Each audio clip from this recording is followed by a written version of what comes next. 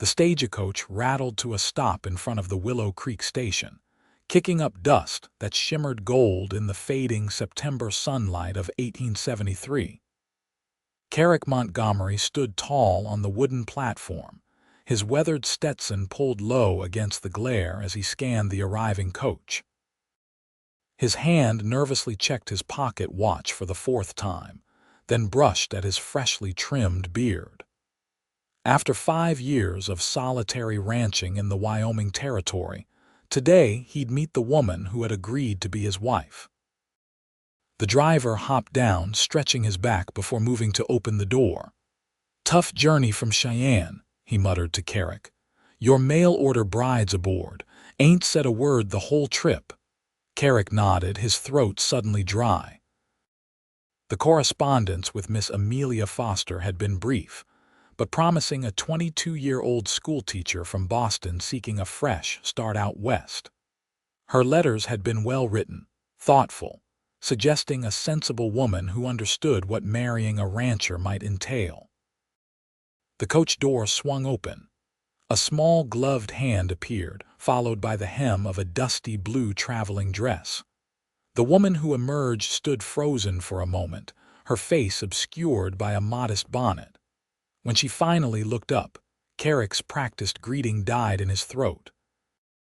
Her face was streaked with tears, her blue eyes red-rimmed and swollen. She clutched a small valise to her chest like a shield, her shoulders trembling visibly even beneath her heavy traveling cloak. "Miss Foster," Kerrick stepped forward, removing his hat. She nodded once, her lips pressed together as though fighting to maintain composure. "I'm Kerrick Montgomery." He offered his hand, which she took with obvious reluctance. "Welcome to Willow Creek." Fresh tears spilled down her cheeks. She quickly wiped them away with a handkerchief already damp from previous use. "I apologize, Mr. Montgomery," she whispered, her voice breaking. "This is not how I intended our first meeting to be." Around them, the station bustled with activity as passengers disembarked and luggage was unloaded. A few curious onlookers had paused to watch the awkward scene unfold. Kerrick guided her gently away from prying eyes, toward the small bench at the end of the platform. Once seated, he reached into his pocket and offered her a clean handkerchief. "You don't have to pretend with me," he said quietly. "Whatever's troubling you, Miss Foster, I reckon you've had a long journey to think on it. No need to force a smile on my account." Her eyes widened slightly, and she accepted his handkerchief with a trembling hand. "You're very kind, sir. I fear I may have made a terrible mistake." Kerrick felt his stomach tighten. He'd heard tales of mail-order brides taking one look at their prospective husbands and fleeing on the next eastbound coach. He wasn't a vain man, but he knew his appearance was decent enough, tall and broad-shouldered at 31, with a face that, while weathered by sun and wind, his mother had always called handsome. "Is it me?" he asked directly. "If I'm not what you expected, no." She interrupted, looking genuinely surprised. "No, Mr. Montgomery, it's not you, it's—" She glanced around nervously. "May we speak somewhere more private?" Kerrick nodded, retrieving her trunk from the stagecoach driver and carrying it to his wagon. He helped her climb onto the wooden seat, then settled beside her, giving the reins a gentle snap to set the horses in motion. "My home is about 4 miles outside town," he explained. "We can talk freely there, or I can take you to the hotel if you prefer." Amelia clutched her valise tighter. "Your home would be best, I think." They rode in silence through the small town of Willow Creek. It wasn't much: a general store, blacksmith, saloon, small church, and a handful of other establishments lining the dusty main street. Kerrick noticed Amelia taking it all in with apprehensive eyes. Once they'd cleared the town limits, following the winding road that cut through golden prairie grass, she finally spoke. "I lied to you, Mr. Montgomery." Kerrick kept his eyes on the road, his expression neutral despite the sinking feeling in his chest. "About what exactly?" "In my letters," she continued, her voice steadying somewhat, I haven't been entirely truthful about my circumstances." The wagon hit a rut, jostling them both. Kerrick steadied her with a hand on her arm, then quickly withdrew it. "I'm listening," he said. Amelia took a deep breath. "I told you I was a schoolteacher in Boston. That's true, but I didn't leave my position voluntarily." Her fingers twisted the handkerchief he'd given her. "The headmaster's son. He developed an attachment to me. When I refused his advances, he became angry. He told his father I had behaved inappropriately with him." Kerrick's jaw tightened. "And they believed him," she nodded. "My reputation was ruined overnight. No respectable school would hire me after that. I couldn't find work anywhere in Boston." A bitter smile crossed her lips. A ruined woman has few options.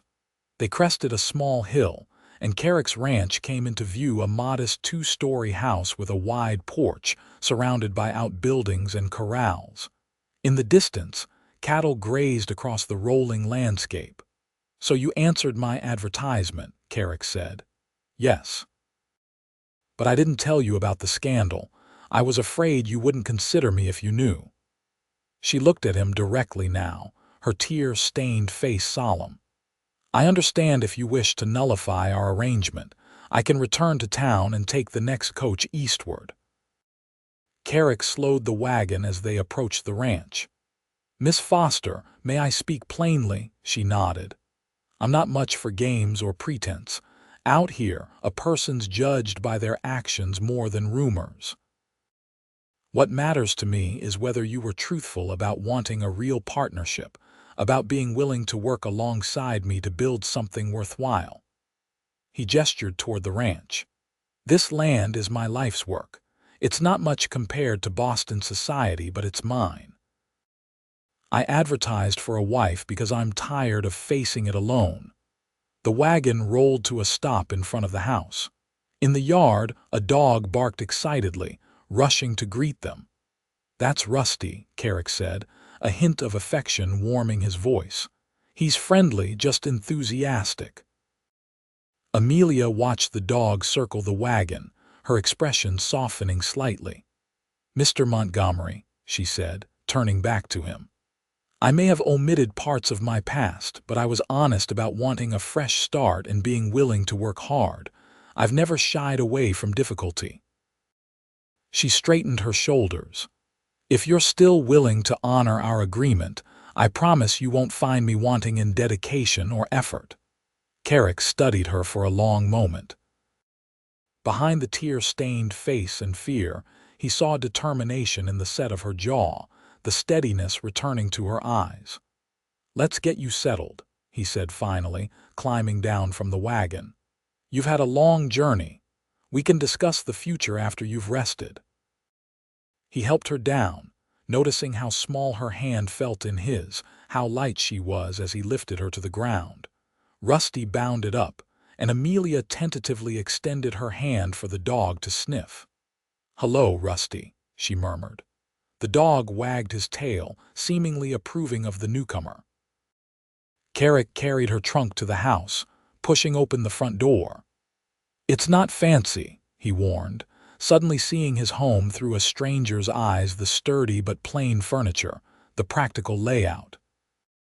He'd spent the past week cleaning until every surface shone, but it was still unmistakably a bachelor's dwelling. Amelia stepped inside, removing her bonnet.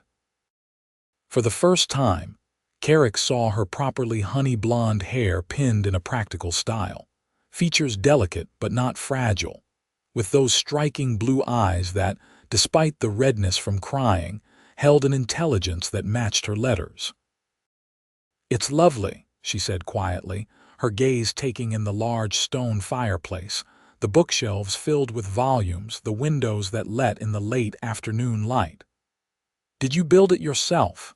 "Most of it," Kerrick acknowledged. "Had help with the framework and chimney." He gestured toward the stairs. "Your room is upstairs, first door on the right. I've prepared it for you, but if there's anything you need changed, just say so." She glanced at him questioningly. "We're not married yet, Miss Foster," he explained. "The preacher comes through town every other Sunday. He'll be here this weekend if—" He left the sentence unfinished, relief visibly washed over her face. "Thank you, Mr. Montgomery. That's most considerate." Kerrick carried her trunk upstairs, setting it in the bedroom he'd spent weeks preparing. He'd bought a new quilt from the general store, hung fresh curtains his neighbor Mrs. Brennan had helped him sew, and placed a small vase of wildflowers on the dresser. When he returned downstairs, he found Amelia standing at the window, looking out at the ranch. Rusty had settled at her feet as if he'd known her forever. "I need to tend to the evening chores," Kerrick said. "The kitchen's stocked, but don't feel obligated to cook tonight if you're too tired." "There's stew left from yesterday." She turned from the window. "I'll prepare supper, Mr. Montgomery. It's the least I can do after your understanding." Kerrick nodded and headed for the door, then paused. "Miss Foster." "Yes. Whatever happened in Boston, it stays in Boston. Out here, you get to decide who you are." A genuine smile touched her lips for the first time. "Thank you." Outside, as Kerrick walked toward the barn, he wondered what he'd gotten himself into. A mail-order bride with a ruined reputation wasn't what he'd expected. But then, he suspected his ranch wasn't what she'd expected either. He'd give her a week, he decided. 1 week to see if they could forge something real from this unexpected beginning. Amelia stood motionless in the center of the kitchen long after Kerrick had gone. Her hands trembled as she unpinned her hat and removed her travel-stained gloves. The kitchen was surprisingly well organized for a bachelor's home. Pots hung neatly, dishes stacked in orderly fashion, a wood-burning stove that looked recently blackened. She moved to the water pump at the sink, working the handle until cool water flowed. Splashing her face, she tried to wash away the evidence of her tears. How mortifying to arrive in such a state, confirming every stereotype of the hysterical female. Yet Mr. Montgomery's response had been unexpected. No demands, no immediate rejection of her confession. Just that steady gaze and the simple offer. "You don't have to pretend with me." Could she trust such generosity?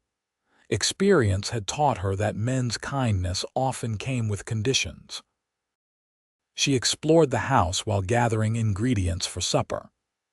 The parlor contained a comfortable-looking armchair positioned near the bookshelves, which held an impressive collection for a frontier rancher: history, poetry, even some novels. A desk in the corner held papers neatly stacked, suggesting Mr. Montgomery kept careful records of his business. Upstairs, she returned to her bedroom to change into a fresh dress. The room was larger than she'd anticipated, simply furnished but comfortable, with a window overlooking the western range. The wildflowers were a particularly thoughtful touch. As she unpacked her meager belongings, Amelia wondered what Kerrick Montgomery really wanted in a wife. His advertisement had been straightforward. Rancher seeks practical, hard-working woman for marriage, property established but expanding, companionship and partnership offered in return for same. No flowery promises or romantic declarations. By the time Kerrick returned to the house, Amelia had prepared a simple but hearty meal of salt pork, beans, and biscuits. She'd found a jar of preserves in the pantry and set it on the table alongside butter she'd discovered in the spring house. He entered, removing his hat and hanging it on a peg by the door.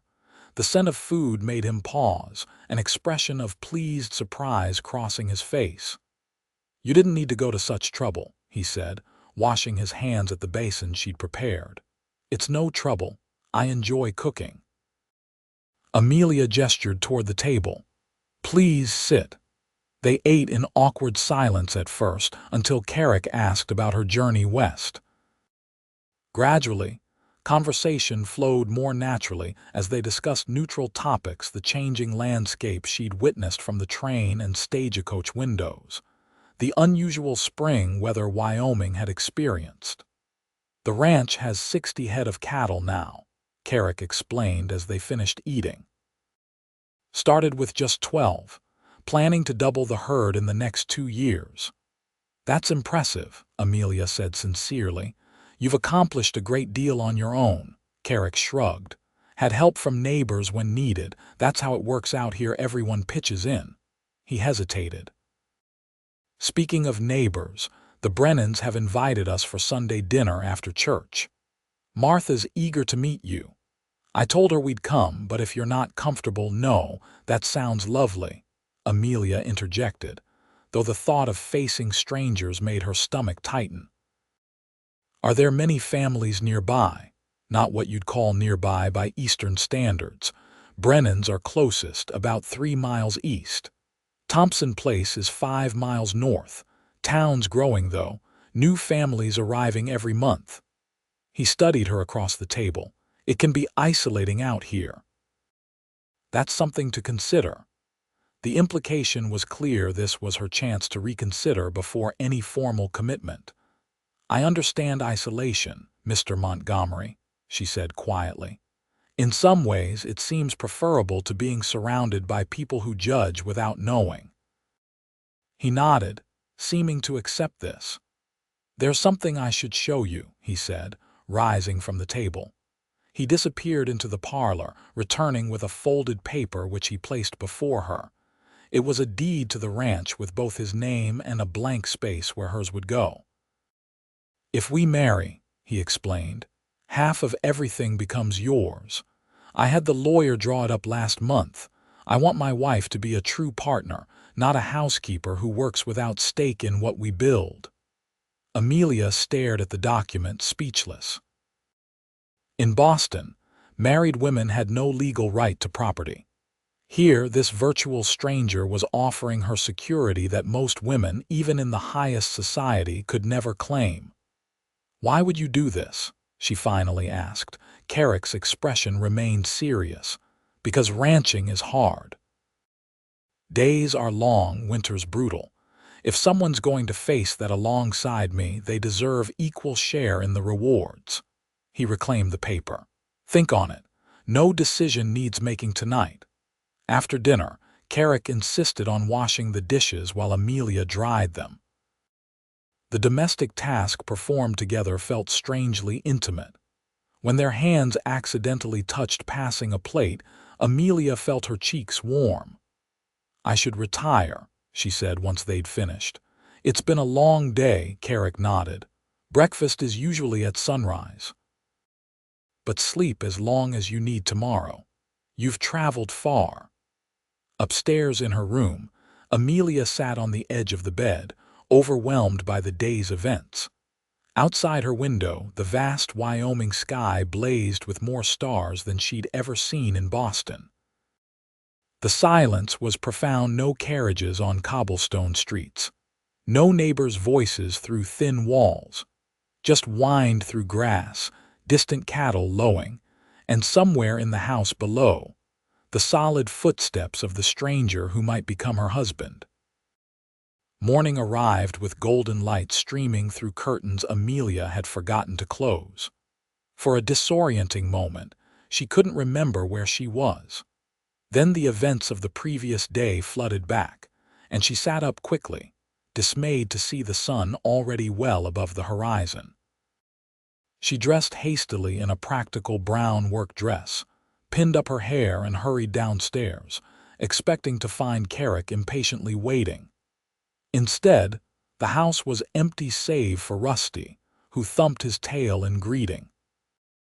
On the kitchen table, she found a note written in a surprisingly elegant hand.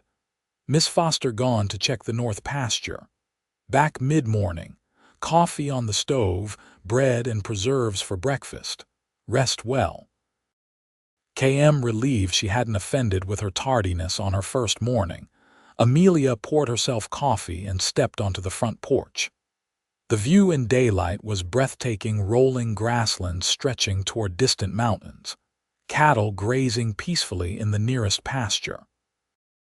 The ranch buildings were more extensive than she'd realized in yesterday's fading light. Beyond the barn, she could see a chicken coop, smokehouse, and what appeared to be the beginnings of a new structure. Finishing her coffee, Amelia decided to make herself useful. She returned inside and took inventory of the kitchen, making a list of supplies they might need from town. Then she rolled up her sleeves and began a thorough cleaning of the already tidy house. By mid-morning, she'd swept every floor, dusted every surface, and was kneading dough for fresh bread when she heard a horse approaching. Through the window, she watched Kerrick dismount, a fluid, graceful movement that spoke of years in the saddle. He removed his hat and wiped his brow before leading the horse to the barn. Amelia quickly checked her appearance in the small mirror by the door, smoothing loose strands of hair and brushing flour from her cheek. She wasn't entirely sure why she cared what she looked like after a morning of housework. When Kerrick entered, the scent of fresh baking filled the house. His eyes widened slightly at the transformation: gleaming surfaces, organized shelves, dough rising by the stove. "You've been busy," he said, hanging his hat on its peg. "I hope you don't mind," Amelia replied. "I want it to be useful, mind. It looks better than it has since." He trailed off, then finished quietly, "Since my mother visited 3 years ago." Something in his voice made Amelia pause. "Are your parents still in the East?" Kerrick shook his head. "They passed on, father just after the war, mother in 70. "I'm sorry," she said sincerely.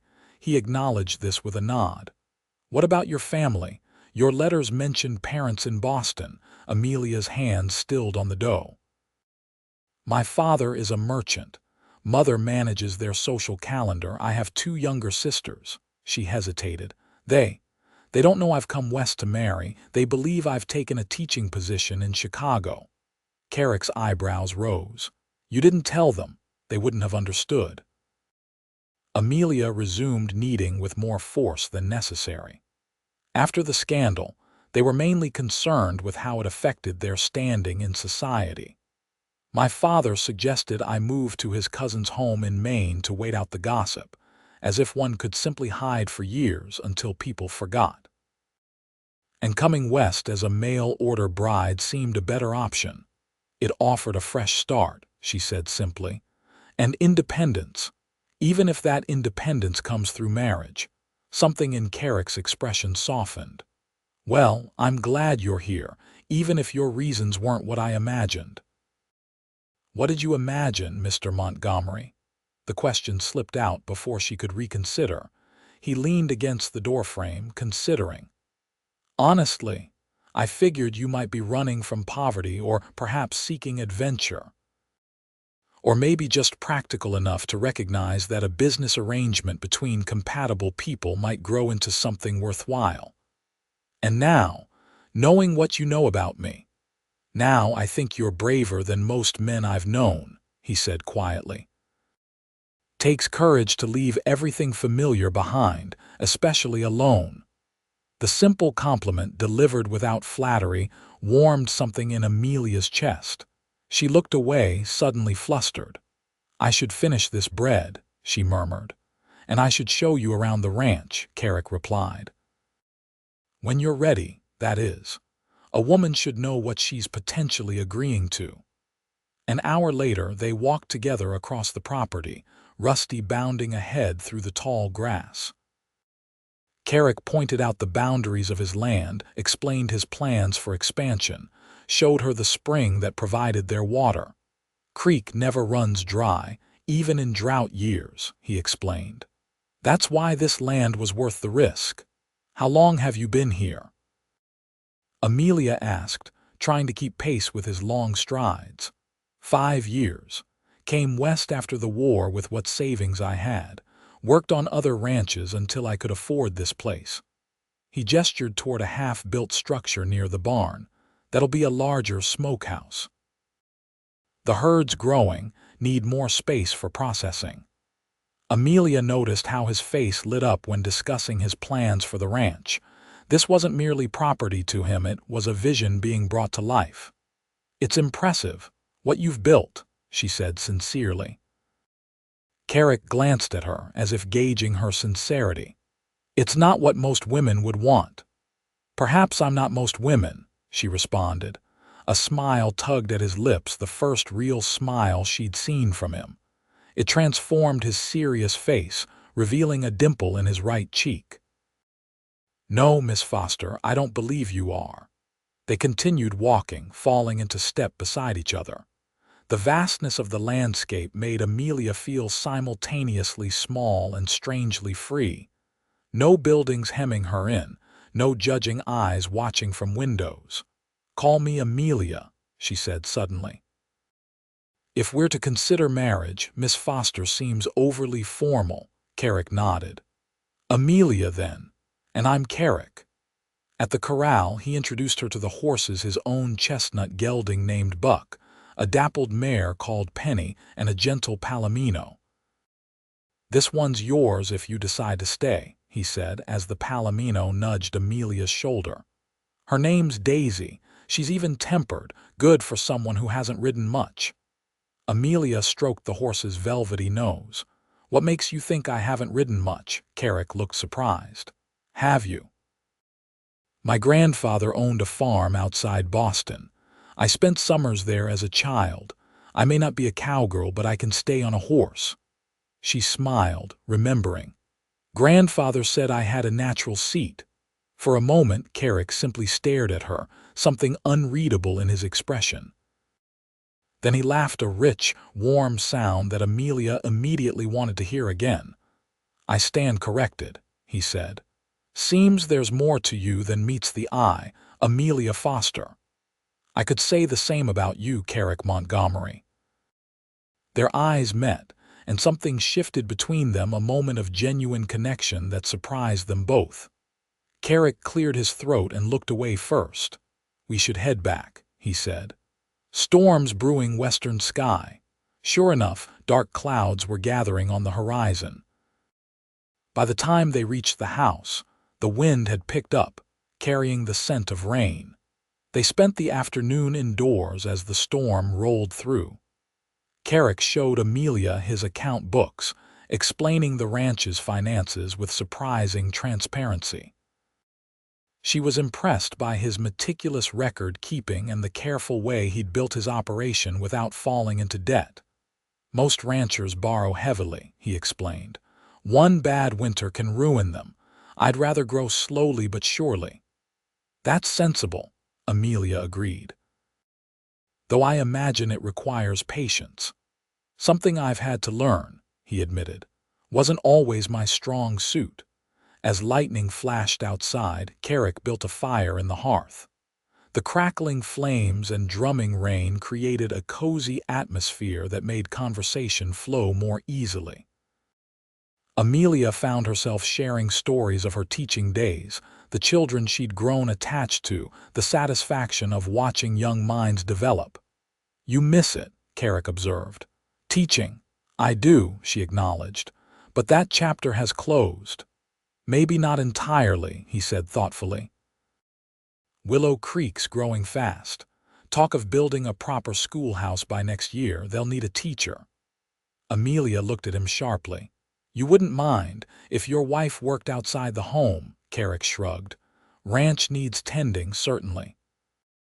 But winters are long, and if teaching brings you joy." He let the thought hang unfinished. That evening, they prepared supper together, moving around the kitchen with increasing comfort in each other's presence.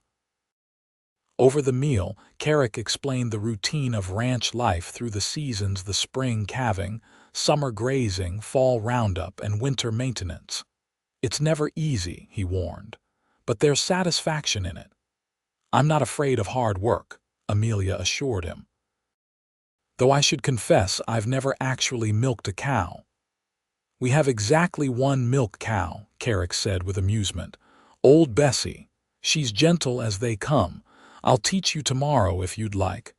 "I would," Amelia said, realizing she meant it. That night, lying in bed listening to the rain, Amelia reflected on the unexpected turn her life had taken. 2 days ago, she'd been weeping on a stagecoach, certain she'd made a terrible mistake. Now, she was considering a future that, while uncertain, held genuine possibility. Kerrick Montgomery was nothing like she'd imagined from his letters.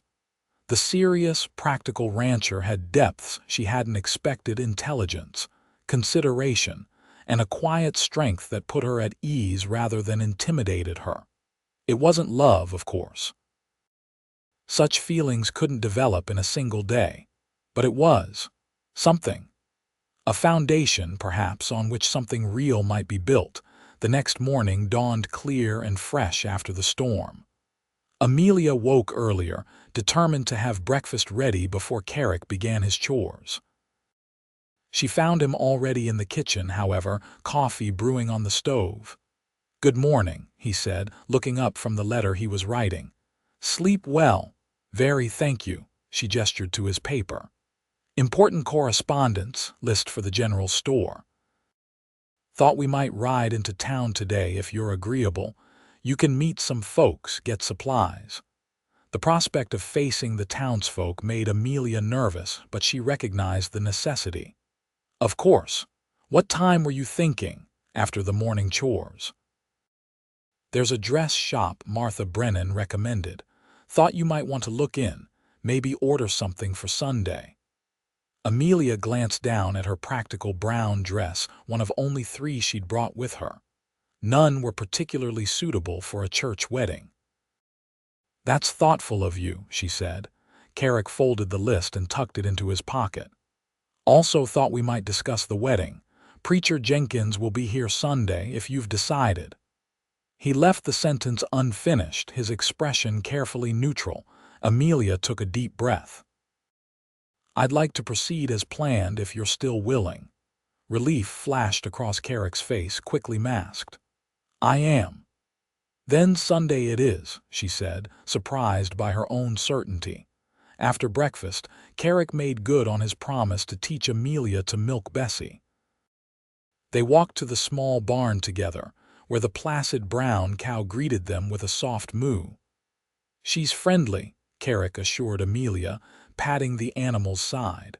"Just approach her calmly." He demonstrated the technique, then guided Amelia's hands, showing her how to grasp and pull in the proper rhythm. His calloused hands were gentle over hers, his voice patient as he explained.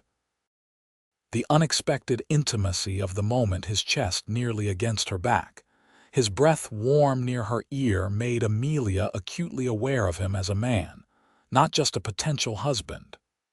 "You're a natural," he said approvingly as milk streamed into the pail. "I had a good teacher," she replied, glancing over her shoulder to find his face closer than expected. Their eyes met, and Kerrick held her gaze a moment longer than necessary before stepping back. "I'll saddle the horses," he said, his voice slightly gruff. "We should reach town before midday." The ride to Willow Creek took just under an hour. Amelia was grateful for the opportunity to prove her horsemanship, and Kerrick seemed impressed by her comfortable seat and easy handling of Daisy. "You didn't exaggerate your riding abilities," he commented as they approached the town. "I rarely exaggerate anything," Amelia replied, "though I'll admit it's been years since I've ridden regularly." "You'll have plenty of opportunity now," Kerrick said. "Can't manage a ranch without horseback." Willow Creek looked more welcoming in daylight than it had upon Amelia's tearful arrival. The main street boasted several new buildings alongside the original establishments, suggesting a town on the rise. People nodded greetings to Kerrick as they rode past, curious eyes taking in Amelia's presence. They tied their horses outside the general store, and Kerrick offered his arm as they entered. The proprietor, a balding man with spectacles, looked up from his ledger. "Montgomery. Heard your bride arrived." His gaze shifted to Amelia. "Madam, welcome to Willow Creek." Thank you, Mr. Wilson, Albert Wilson. He extended his hand, which Amelia shook. My wife's been beside herself with curiosity. New faces are always welcome, especially ladies. Town's got far too many single men for comfort. Kerrick handed over his list. Need these items, Al, and Miss Foster will be selecting some fabric and notions. Of course, of course. Wilson gestured toward the back of the store. Fabric section's just been expanded. Mary Thompson ordered in some new patterns from back east. As Amelia browsed the fabric selection, she was approached by a plump, cheerful woman who introduced herself as Beatrice Wilson. So you're Kerrick Montgomery's mail-order bride. My, he's landed himself a pretty one.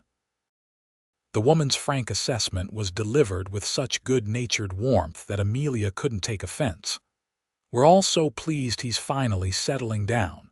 Been worried about that boy all alone out there. You've known Mr. Montgomery long? Amelia asked, genuinely curious. Since he first came to the territory. Quiet sort but reliable as sunrise. Helped build half the structures in town, never asking payment. Just the sort of neighbor you want in a place like this. Beatrice lowered her voice conspiratorially. Broke half the single girls' hearts when he sent east for a bride instead of courting locally. This was news to Amelia. There were women interested in him. Honey, a man like that, hardworking, honest, with his own land and not bad to look at. They were practically drawing straws for the chance. Beatrice chuckled, but he never seemed to notice, too focused on that ranch of his. The information gave Amelia pause. Kerrick could have had his pick of local women, yet he'd chosen to advertise for a mail-order bride. Why? After selecting a lovely blue fabric for a wedding dress and arranging for the seamstress to fit her that afternoon, Amelia rejoined Kerrick at the front of the store. Everything satisfactory? He asked. Very. Mrs. Wilson has been most helpful. Kerrick nodded, looking slightly uncomfortable. I need to speak with the blacksmith about some repairs. Would you mind if I left you with the seamstress for an hour?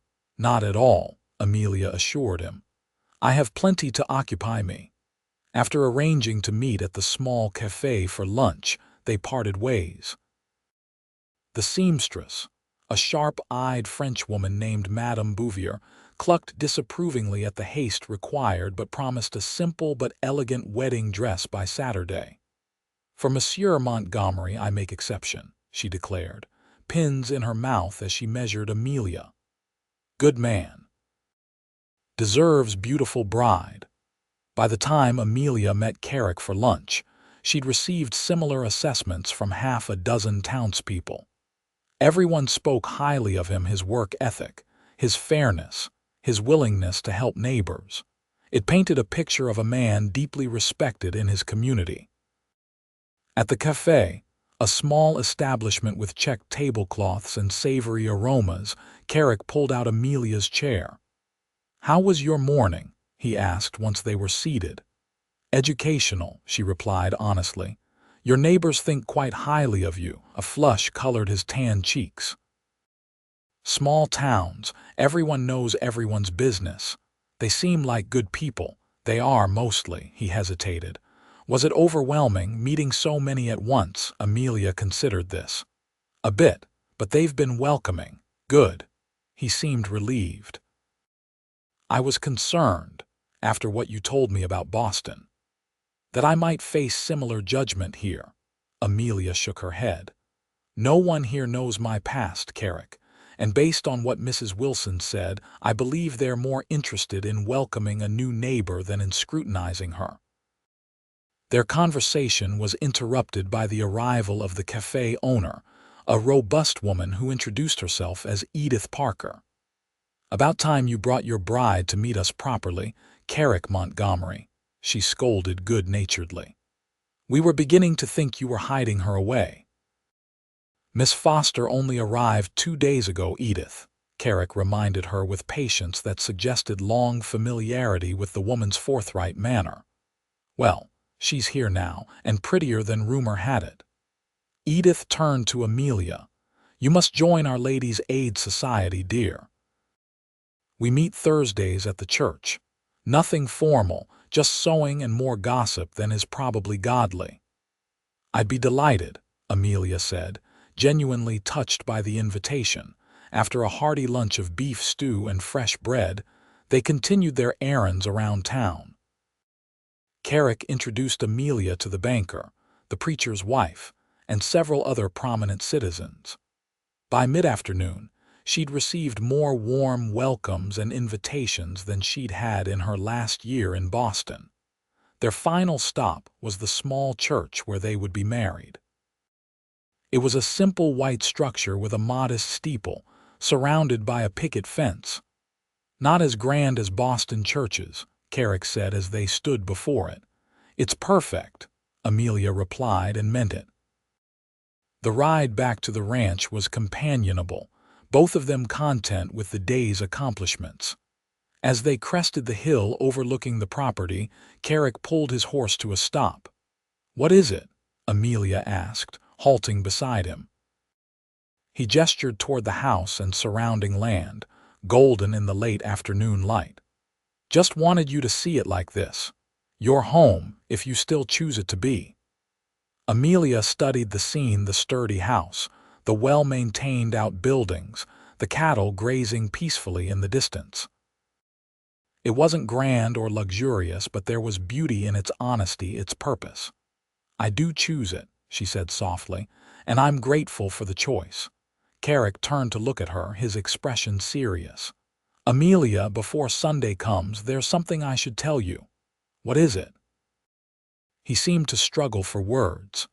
"I want you to know why I advertised for a mail-order bride rather than courting locally." Amelia waited, curious after Beatrice Wilson's comments. "I was engaged once before the war," he said finally. "Elizabeth was from my hometown in Pennsylvania. We'd planned to marry when I returned." His voice grew distant. "I came back changed. We all did. Elizabeth, she tried, but she couldn't understand what I'd seen, what I'd done." "She broke the engagement," Amelia guessed gently. Kerrick nodded. "Said she wanted the man who'd left, not the one who returned. Can't blame her for that." He took a deep breath. "Afterward, I couldn't bear the thought of courting, of trying to explain myself to someone who expected a different man. Coming west was a fresh start." "But you still wanted a family," Amelia said, understanding dawning. "A partnership," he corrected. "Someone who'd accept me as I am now, not measuring me against who I was before. That's why I was direct in my advertisement, no romantic notions, just honest terms. And then I arrived in tears, completely contrary to what you'd requested," Amelia said with a small, self-deprecating smile. To her surprise, Kerrick laughed. "Yes, you certainly weren't what I expected." His expression softened. "But maybe that's for the best." They continued down the hill toward home, something new growing between them, understanding, perhaps, or the beginnings of trust. The next day passed in a flurry of preparations for both the wedding and Sunday dinner at the Brennans.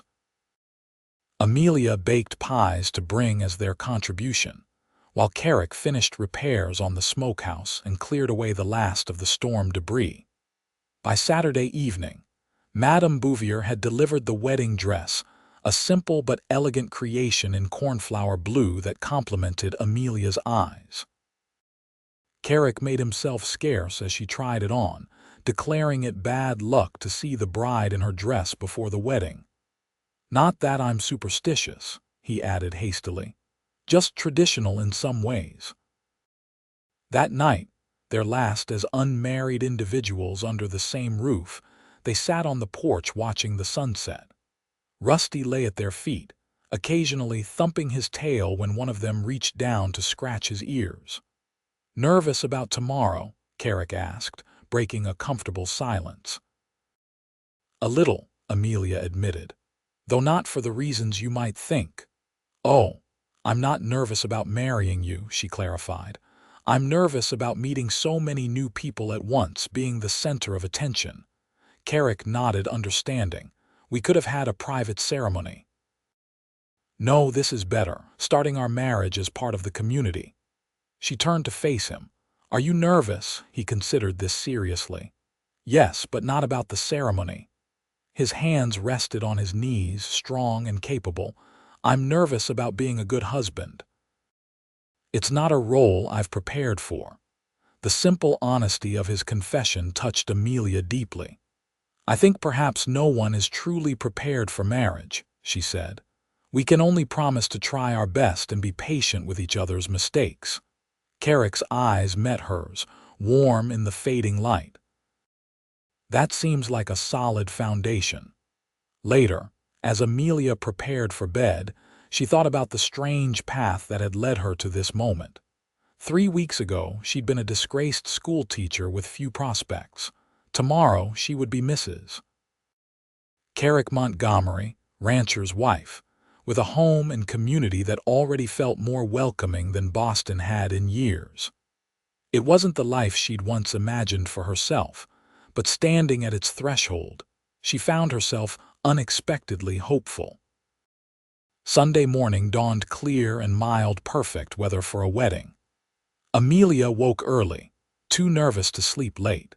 She washed her hair and arranged it in an elegant twist, securing it with the pearl-tipped pins that had been her grandmother's. Donning her new blue dress, she studied her reflection in the small mirror. The woman who looked back at her seemed different from the tearful, frightened creature who'd stepped off the stagecoach 3 days earlier. There was color in her cheeks, a brightness in her eyes that had been missing for months. A soft knock at her door pulled her from her thoughts. Amelia, Kerrick's voice came through the wood. Are you ready? We should leave soon if we're to make the service on time. Just a moment, she called, making a final adjustment to her hair. When she opened the door, she found Kerrick waiting in his best suit, dark wool, well-tailored with a crisp white shirt and string tie. He'd trimmed his beard and slicked back his hair, transforming from rugged rancher to distinguished gentleman. His eyes widened as he took in her appearance. You look beautiful, he said simply. Thank you. Amelia felt a blush warm her cheeks. You look quite handsome yourself. Kerrick cleared his throat, seeming flustered by the compliment. I have something for you, he said, reaching into his pocket. He withdrew a small velvet pouch. It was my mother's. I'd like you to have it if you're willing. Amelia accepted the pouch, opening it carefully. Inside was a delicate gold band set with a small, perfect diamond. Kerrick, she breathed. It's lovely. If you'd prefer something else, no, she interrupted firmly. It's perfect. I'm honored to wear your mother's ring. Relief crossed his features. Good, that's good. The church was nearly full when they arrived. Word of Kerrick Montgomery's wedding had spread throughout the community, bringing folks from neighboring ranches and farms. Amelia felt a moment of panic at the sea of unfamiliar faces, but Kerrick's steady presence beside her kept her grounded. Preacher Jenkins, a tall man with kind eyes and a booming voice, welcomed them warmly. The ceremony itself was simple but meaningful, traditional vows exchanged with clear voices. The ring slipped onto Amelia's finger with hands that trembled only slightly. I now pronounce you man and wife, the preacher declared. Mr. Montgomery, you may kiss your bride. Kerrick looked into Amelia's eyes, a question in his gaze. She gave a small nod and he leaned forward, pressing his lips gently to hers. The kiss was brief but tender, a promise rather than a passion. As they turned to face the congregation as husband and wife, Amelia was surprised by the genuine warmth of the applause that greeted them. These people, strangers just days ago, seemed genuinely pleased for their happiness. The Brennans' Sunday dinner was a lively affair. Martha Brennan, a motherly woman in her 50s, embraced Amelia as though they were long-lost relatives rather than new acquaintances. We're so pleased Kerrick's finally found someone, she told Amelia as they prepared to serve the feast. That man needed a good woman in his life. I hope I can be that for him, Amelia said honestly. Martha patted her hand. You already are, dear. I haven't seen him smile this much since he arrived in the territory. The dinner conversation flowed easily, with Joseph Brennan regaling them with tales of the early settlement days. Their children, 2 grown sons with wives of their own, and a daughter of 17, added their own stories, particularly about Kerrick's help during difficult times. Saved our entire herd during that blizzard of '71, the elder son recounted. Rode out in conditions that would have killed most men. Amelia glanced at Kerrick, who seemed embarrassed by the praise. Anyone would have done the same, he murmured. No, they wouldn't have, Joseph said firmly. That's why we're all so glad to see you settled with a good woman. A man who gives that much deserves happiness in return. By the time they headed home, officially home, now, for both of them the sun was setting, painting the grasslands in shades of gold and amber. They rode side by side, comfortable in shared silence. At the ranch, Kerrick dismounted first, then moved to help Amelia from her horse. His hands lingered at her waist a moment longer than necessary, his eyes meeting hers with an unspoken question. Well, Mrs. Montgomery, he said softly. Welcome home. The use of her new name sent a thrill through Amelia. Thank you, Mr. Montgomery. Before she could move toward the house, Kerrick surprised her by sweeping her into his arms. Traditional, he explained, carrying her across the threshold. For good luck. Inside, he set her gently on her feet, his hands remaining at her waist. The house felt different, somehow no longer his alone, but theirs together. Amelia, he began, his voice serious. I want you to know that I don't expect. She placed a finger gently against his lips, stopping his awkward words. I know, she said softly. But I am your wife now in name and in law. I would be your wife in truth as well if you wish it. Kerrick's eyes darkened. Are you certain? We've known each other only days. Some people marry having never met at all, she reminded him. At least we've had time to talk, to begin understanding each other. He brought a hand up to touch her cheek. I want this to be right for you. It already is, she assured him. His kiss was different this time, still gentle, but with an underlying passion that made Amelia's heart race. When they finally separated, both were breathing more quickly. I should check on the animals, Kerrick said reluctantly. Evening chores. I'll wait for you, Amelia promised. Later, in the darkness of what was now their shared bedroom, they came together as husband and wife. Kerrick was tender, patient, his hands gentle as they explored unknown territory.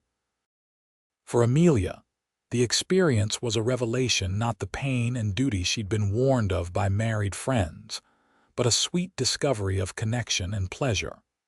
Afterward, lying in Kerrick's arms, Amelia felt a sense of peace she'd thought lost forever in the scandal that had driven her from Boston.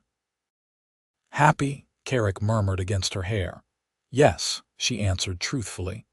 Are you? His arms tightened around her. More than I expected to be again. The days following the wedding established a new rhythm to their life together. Kerrick taught Amelia the daily operations of the ranch, how to feed the chickens and collect eggs, tend the vegetable garden, churn butter from Bessie's milk. She proved a quick study, approaching each task with determination and intelligence. In the evenings, they would sit on the porch or by the fire, sharing the events of their day. Sometimes they read aloud from Kerrick's collection of books, poetry, history, even newspaper accounts from back east. Other times they simply talked, learning the contours of each other's lives and thoughts. At night, they discovered each other more fully, their physical relationship deepening as their comfort with one another grew.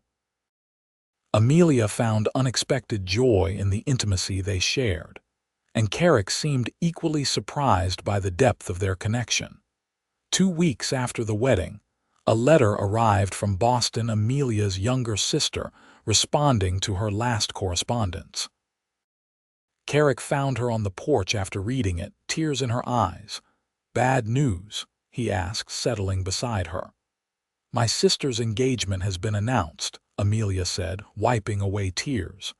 "To the son of a prominent family. The wedding will be in spring." "You're sad you won't be there," Kerrick observed. "Yes." She folded the letter carefully. "But that's not why I'm crying.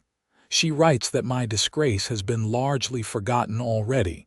A new scandal has captured Boston's attention, a banker absconding with clients' funds." "Isn't that good news, I suppose?" Amelia looked out across the grasslands. "But it makes it all seem so meaningless. My reputation, my career, my entire life, they're ruined over rumors that society has already discarded for fresher gossip." Kerrick took her hand. "Not meaningless. It brought you here." The simple statement shifted her perspective. Had she not been forced to leave Boston, she would never have answered Kerrick's advertisement, never experienced this new life that was unfolding with unexpected richness. "You're right," she acknowledged. "And I'm grateful for that, at least." As summer progressed into fall, Amelia found her place in both the ranch and the wider community. She joined the Ladies' Aid Society as promised, forming friendships with women like Martha Brennan and Beatrice Wilson. She helped organize a harvest festival for the town, drawing on her experience planning school events in Boston. Most significantly, when the town council finally approved funding for a school, they approached Amelia about teaching.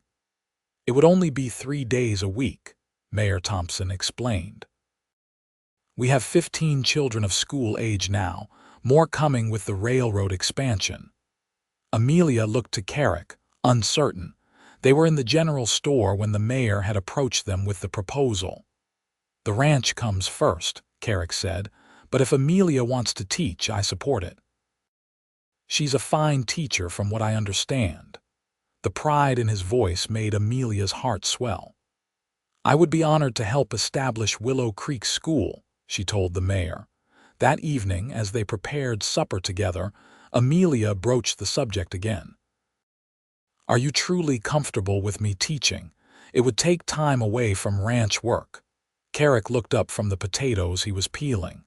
"Amelia, you light up when you talk about teaching. I wouldn't deny you that joy." He set down his knife. "Besides, you've more than proven your ability to manage both the house and ranch chores efficiently. It's different from what you originally advertised for," she pointed out. "So are you," he replied with a small smile. "Much better than advertised, in fact." The fall roundup kept them both busy from dawn until dusk. Amelia surprised the ranch hands Kerrick hired temporarily with her willingness to help cook for the crew, and even ride out to deliver midday meals. By the end of the season, she'd earned their respect, no small feat for a woman from back east. As the first snow dusted the mountains in the distance, Amelia realized with some surprise that it had been nearly 4 months since she'd stepped off that stagecoach in tears. The life she'd built with Kerrick already felt more solid, more real than anything she'd known in Boston. One evening, as they sat by the fire, Kerrick reading aloud from a new novel while Amelia mended one of his shirts, she was struck by a sudden awareness of her own contentment. She set aside her sewing to study her husband's profile, the strong line of his jaw, the slight furrow of concentration between his brows, the way the firelight caught in his hair. "Kerrick," she said softly. He looked up from the book. "Yes, I love you." The words had risen unbidden to her lips, surprising her as much as him. They hadn't spoken of love before their arrangement had begun as practical, their growing affection developing naturally alongside their partnership. Kerrick set the book aside slowly. "Amelia," he said, his voice rough with emotion, "are you certain, completely?" She moved to kneel beside his chair. I didn't expect it. I thought perhaps we might develop fondness, respect, even friendship. But this. She placed a hand over her heart. This is love, I'm sure of it. Kerrick reached for her, drawing her into his lap. His arms encircled her, strong and secure. I've been afraid to name it, he confessed against her hair. Afraid that saying it aloud might somehow break the spell. He tilted her face up to his. I love you, Amelia Montgomery. Have for weeks now, maybe since that first day when you had the courage to tell me the truth. Their kiss sealed the declaration, deeper and more passionate than any they'd shared before. When they finally drew apart, Amelia rested her head against his shoulder. I never thought I'd find this, she whispered. Not after everything that happened. Nor I, Kerrick admitted. After Elizabeth, after the war, I thought that part of me was dead. They held each other in silence, the fire crackling in the hearth, snow beginning to fall outside the window. Two people who had expected a practical arrangement had found something far more precious, a love born of honesty, respect, and the daily choice to build a life together. Winter settled over the ranch, bringing shorter days and long nights spent in the warmth of their home.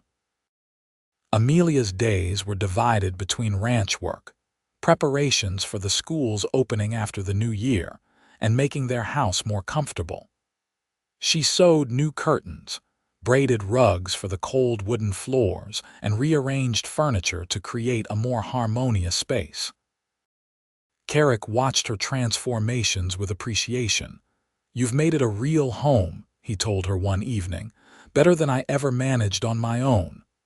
It was already a home, she corrected. I've just added a woman's touch.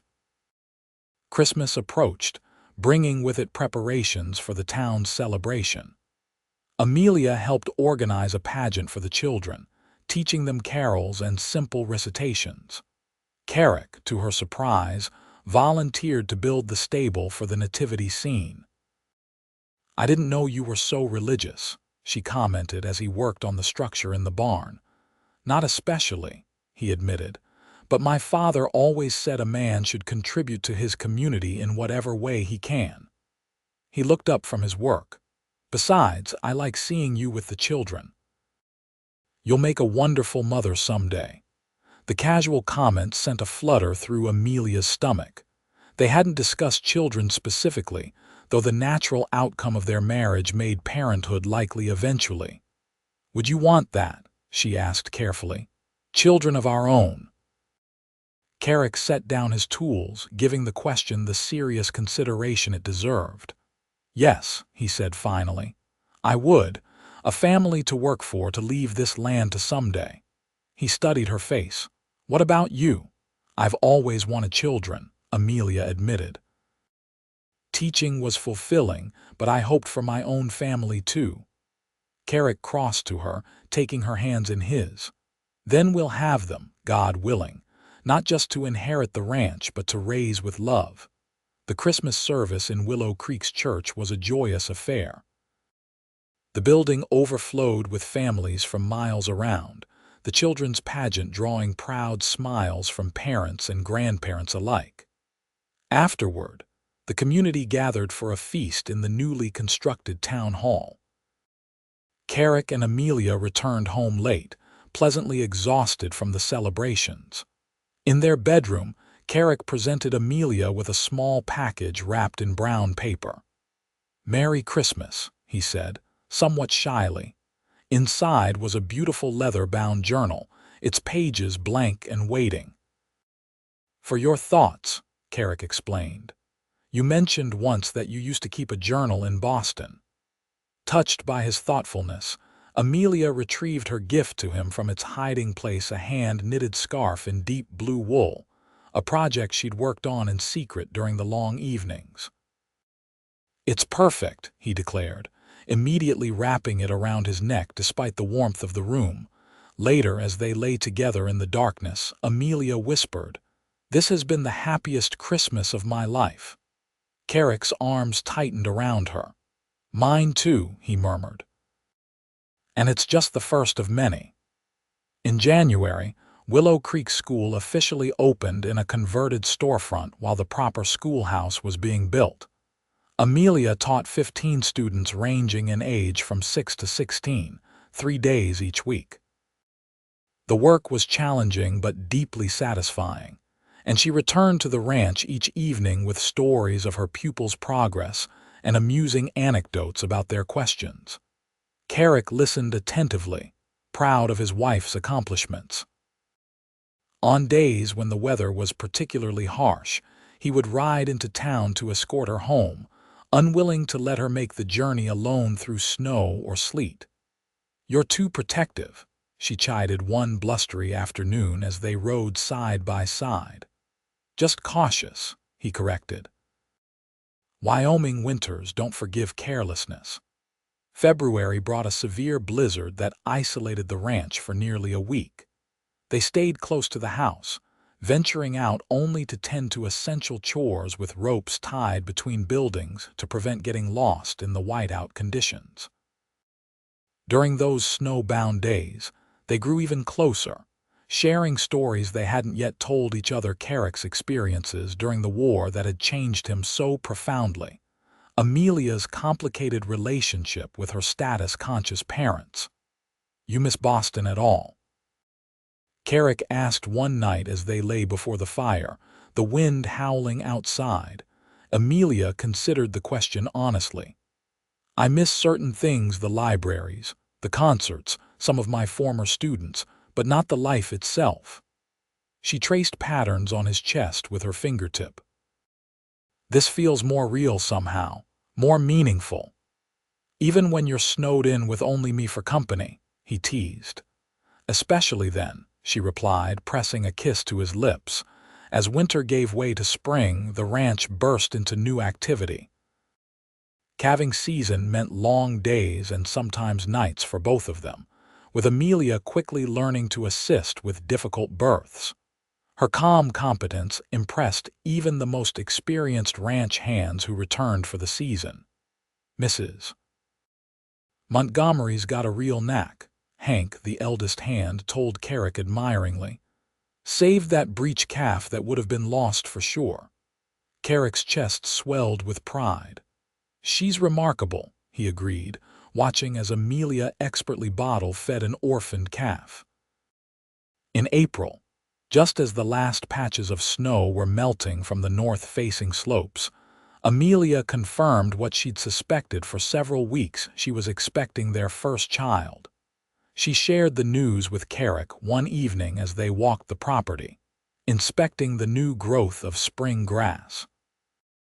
"Kerrick," she said, stopping beside the creek that ran through their land, "I have something important to tell you."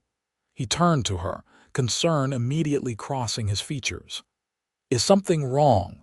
"No," she reassured him, taking his hand and placing it gently on her still flat stomach.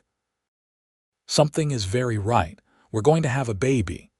Kerrick's expression transformed from concern to wonder. "A baby? You're certain?" Amelia nodded, her eyes filling with happy tears. "Martha Brennan confirmed it yesterday. The baby should arrive in late October." For a moment, Kerrick seemed unable to speak. Then, to Amelia's surprise, he lifted her gently and spun her in a circle, his laughter echoing across the open land. "Careful," she protested, laughing with him. "I'm in a delicate condition." He set her down immediately, his hand steadying her. "I'm sorry, I'm just—" He shook his head, overcome. "Amelia, I never thought I could be this happy." The news of their expected child spread quickly through the community, bringing congratulations and practical gifts from neighbors. Martha Brennan promised to knit blankets, while Beatrice Wilson began planning a gathering to celebrate the impending arrival. As Amelia's body changed with the growing child, Kerrick became increasingly protective, insisting she reduce her teaching to 2 days per week and hiring additional help for the ranch to lighten her workload. "I'm pregnant, not invalid," she reminded him frequently, though she was touched by his concern. "Humor me," he would reply, pressing a kiss to her forehead. "It's my first time being a father. Summer passed in a blur of activity. The ranch prospered, with the largest calf crop they'd yet produced. The school term ended, giving Amelia time to prepare the house for the baby's arrival. Kerrick built a cradle from carefully selected wood, working on it in the evenings while Amelia sewed tiny garments. As her due date approached, Amelia sometimes found herself remembering her arrival in Willow Creek, the tearful, frightened woman who'd stepped off the stagecoach less than a year earlier. How different her life had become, how much richer and more purposeful than she could have imagined. One evening in early October, as they sat on the porch watching the sunset, Amelia took Kerrick's hand. "You remember what you said to me that first day?" she asked. "When I was crying at the station," Kerrick thought for a moment. "I said you didn't have to pretend with me." "Yes." She squeezed his hand. "I think that was the moment everything changed for me. No one had ever given me permission to simply be myself, not my parents, not my employers, not even my friends in Boston." "I just wanted you to be comfortable," Kerrick said. "Seemed wrong to expect a show of happiness when you were clearly distressed." "It was more than that," Amelia insisted. "It was acceptance. You gave me that before you knew anything about me." Kerrick brought her hand to his lips. "Best decision I ever made." Their son was born on a clear October morning, arriving after a long night that tested Amelia's endurance and Kerrick's composure. Martha Brennan served as midwife, her experienced hands guiding the baby safely into the world. "A fine, healthy boy," she announced, placing the squalling infant on Amelia's chest. "Strong lungs on that one." Kerrick, who had remained steadfastly by Amelia's side throughout her labor, stared in awe at his son. "He's perfect," he whispered, his voice thick with emotion. They named him James, after Kerrick's father. As Amelia recovered her strength, Kerrick proved an attentive father, willing to walk the floor with the fussing infant or change dirty diapers without complaint. "You're a natural," Amelia observed one evening, watching him gently rock their son to sleep. "Nothing natural about it," Kerrick admitted with a rueful smile. "I'm terrified of doing something wrong, but he's ours, and that makes it worth figuring out." By the time their first wedding anniversary arrived in November, life had settled into a new normal. James was growing rapidly, delighting them with his first smiles and coos. The ranch had enjoyed its most profitable year yet, allowing Kerrick to purchase additional acreage and expand their herd. Amelia had returned to teaching 1 day a week, bringing James with her. The students adored the baby, and the school board was discussing building a proper teacher's residence adjacent to the new schoolhouse. To celebrate their anniversary, Martha and Joseph Brennan offered to watch James for an evening, giving the young parents a rare night alone. Kerrick prepared a special dinner, serving it by candlelight in their dining room. "To think," Amelia mused as they shared a rare bottle of wine, "a year ago today I was terrified of what my life would become." "And now?" Kerrick asked, watching her across the flickering light. "Now I can't imagine any life but this one." She raised her glass. "To us, Kerrick. To the family and life we're building together." "To us," he echoed, his eyes warm with love. "And to the woman who showed up in tears but found the courage to stay." As they sat before the fire later that evening, Amelia nestled against Kerrick's chest, his arms encircling her. Outside, the first snow of winter began to fall, blanketing their land in pristine white. Inside, the warmth of their home and their love created a sanctuary against the cold. "You ever wonder," Kerrick asked softly, "how different things might have been if you hadn't been crying that day? If you'd arrived pretending to be perfectly happy," Amelia considered this. "I might have maintained the pretense longer, I suppose, tried to be what I thought you wanted rather than who I am." "I'm glad you didn't," he said. I might never have told you my own truths if you hadn't shared yours." "Then I suppose we should be grateful for my tears," Amelia said with a smile. "They led us here." Kerrick kissed her tenderly. "No more pretending ever," he promised. "Just this real and true." "Just this," Amelia agreed, returning his kiss. Outside, the snow continued to fall, blanketing their ranch in silence. Inside, the fire crackled in the hearth, its light dancing across the walls of the home they'd built together, a home founded on honesty, strengthened by love, and filled with promise for the years ahead. The mail-order bride who had arrived in tears, and the cowboy who had offered understanding rather than judgment had found something neither had expected, not just a practical partnership, but a love story written in truth, with chapters still unfolding across the wild Wyoming frontier.